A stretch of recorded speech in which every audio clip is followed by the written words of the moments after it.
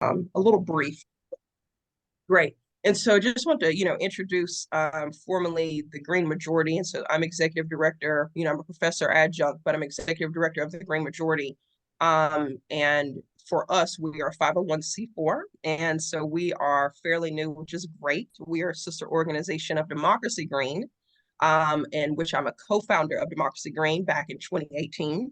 And it is our 501c3. And so Democracy Green was an organization that, of course, had the petition that you all signed, and the Green Majority has evolved as a C4 so that in 2024 and beyond, we will actually be able to do our own report card around candidates who have a specific environmental climate focus and agenda on their candidacy. And so we'll be able to say, these are the folks who are saying they're actually in alignment with divesting from fossil fuel. These are the folks who are actually putting their money where their mouth is. This is what's in their platform. So our C4, the Green Majority, will be able to do more of those political bites that Democracy Green has done in communities education, but not partisan. We'll be able to be a bit more partisan. So want to introduce that as the executive director. This is just me giving love and praise again to this group that we did it. We stopped Comores from dumping that waste. And so where I was going to begin us was actually a piece of what Nathaniel would have been very familiar with. And in our conversations around policy, we, in the class that Nathaniel took, it was around environmental management policy.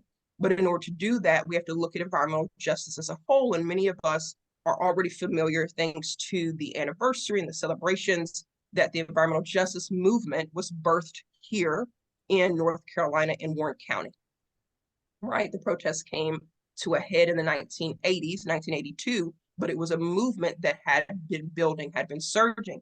And so, but many folks have the discussion on, well, there were other environmental issues happening across the nation. Yes. But in North Carolina, it was the first time that we made the connective tissue that, wait a minute, there seems to be a trend here that certain communities, Black, brown, and low wealth populations, they're intentionally targeted for more pollution than other communities, more landfills. That's what the discussion was. That's what the realization and revelation came from that movement. But even before that movement, as I mentioned, Dr. King had already said in his quote around the Voting Rights Act, he also mentioned, guess what? There's polluted air in the city, and contaminated water. It was already a movement. And so when we back up, we look at, okay, what is going on and why are there disproportionate amounts of dirty corporations in these communities? They're actually due to former plantation locations. So because of slavery, there were several plantation models. It wasn't just agriculture. A lot of folks don't realize that after the agriculture plantation, the actual, harvesting of the crop, it went into a manufacturing plantation. Many folks don't hear that term. And that manufacturing and industrial plantation meant that enslaved hands also had to now create the product from what was just harvested. Okay, it was enslaved all the way through. So if we realize that there were plantations for the industrial plantation, for the service plantations, once the product was made, who was serving it? Who was loading it on ships to go over across seas? Because the slave trade was an international business, right? Who was actually serving it at tables? We would realize that these same jobs are still in existence today. Wait staff, manufacturing, industrial, and these are the same jobs that, guess what? They don't have the health insurance that we've had to fight for. They don't have the protection like what we saw in COVID-19, no requirement to social distance, no PPE, and have the highest rate of contraction and death because of it. This is because these are the same jobs that evolved from the plantation model. That's why we say, oh, they pay slave wages over there. Where do we think that term came from? And so because of those plantation models that was ground in certain communities, we know historically and statistically, emancipated peoples, their descendants still live in close proximity to those old plantations. Well, guess what some of those old plantations are today? Corporations, coal plants, fossil fuel industries, prison industrial complexes, bought out old plantation buildings and have them as prisons. So people are living, breathing in the same contamination that their ancestors did. It's heavy. And so when we look at the legacy of the Jim Crow era and the outgrowth of slavery, we realize that what wasn't emancipated and what was not abolished and what was not dismantled were dirty corporations. They were instead plantation to corporation. And that's what we're fighting today, is those petrochemicals. And so when we look at climate justice is an environmental justice issue, it's the same thing. And why is because the amount of corporations that is in environmental justice communities causes climate change. That's how we are the top global polluters, is about what we're creating. But those creation of those products are in the same communities that their foremothers, forefathers, forefamilies had to create in the industrial plantation. So the environmental and climate justice are married. One bursts the other. And so that's why we see that African Americans breathe in 56 more particulate matter, more invisible pollution. When you look in a window and you see the sun come through and you see like those little fibers, that's particulate matter. That's invisible to the naked eye. That is how much more these communities, African Americans and communities of color, are breathing in, opposed to how much they produce through their consumption. And it's because of where they live and where they work and what was created around their communities for the extraction of their labor and their natural resources. It's married. Natural resource extraction from the land created the products, and the extraction of the people is what created the products, right? It's a marriage. So when we look at today, again, I already started with the end in mind in our conversation today with you all to talk about this is what's on the ballot.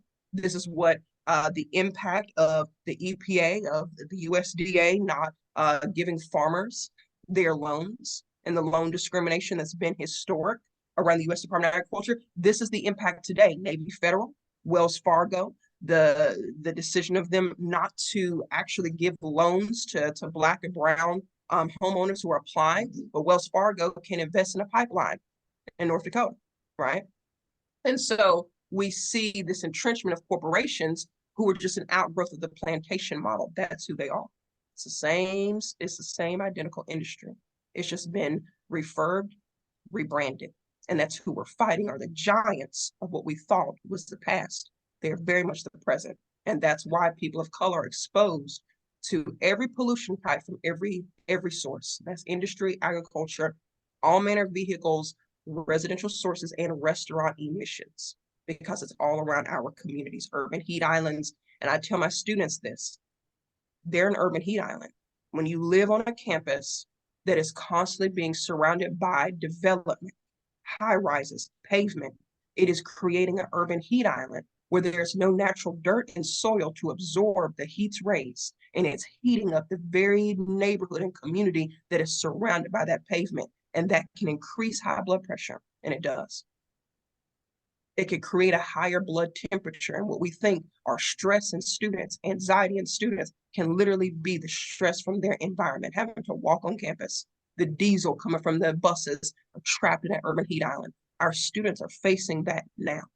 And so it impacts us all in so many ways when we look at corporations and development. And the same thing we see, whether it's dirty corporations, fossil fuels, landfills, or energy. We also have to call for energy justice, because so many people are having to decide between, can I pay rent or can I pay my light bill? And that's what's happening. And it's been happening. And it's only been made worse through COVID-19. Communities are even in a further disparity, because what we're seeing is folks having to make that decision. And we understand no lights, some folks can't refrigerate their medicine.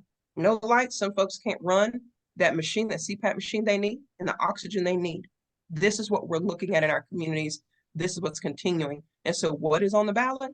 Our lives. Yeah.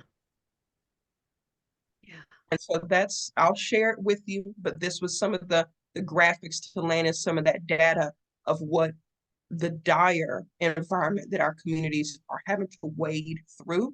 And we can't afford to vote in people who will further sacrifice an already sacrificed zone for the benefit of corporations to come in and get their tax cuts and to get their lack of accountability, because we are already on the edge of destruction as a nation. And I always tell folks that what starts in Black community, what starts in brown community, right? Water doesn't stop flowing because it reads a census report, and air doesn't stop blowing because it reaches a suburban neighborhood. Mother Earth does not follow the rules of any government. She does not follow the rules, and they cannot tell her what to do. Her natural resources will continue to go, and they will continue to flow, and everyone will be contaminated. And that's where we are with PFAS. The entire United States is suffering and wallowing in an amount of PFAS and chemical contamination because of that very fact, that very fact. And so these are just some, again, stats and data to show where we are. I verbally said we were one of the top countries for global emissions. We're also number one for the most per capita pollution. And so these are just examples of some of the rollbacks. Again, I already said some of these out loud, that, for example, the Trump administration delayed the Obama era rule, which the EPA had, that would have kept out 1.4 billion pounds of pollution out of US waterways each year. They delayed that rule. That's how much they impacted. Okay.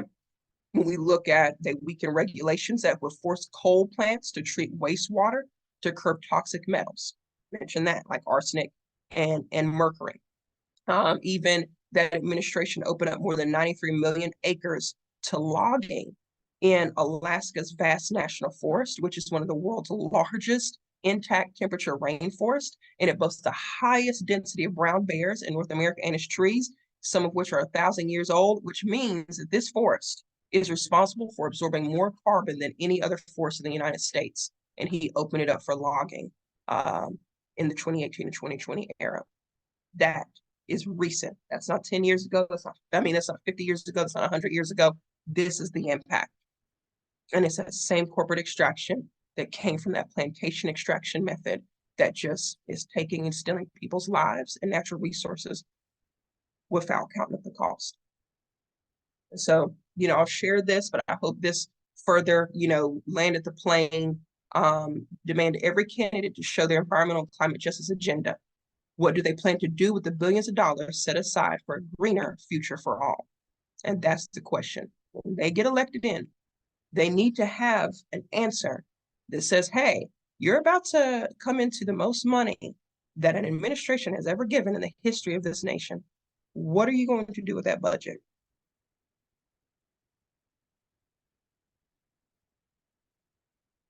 And I'll share that.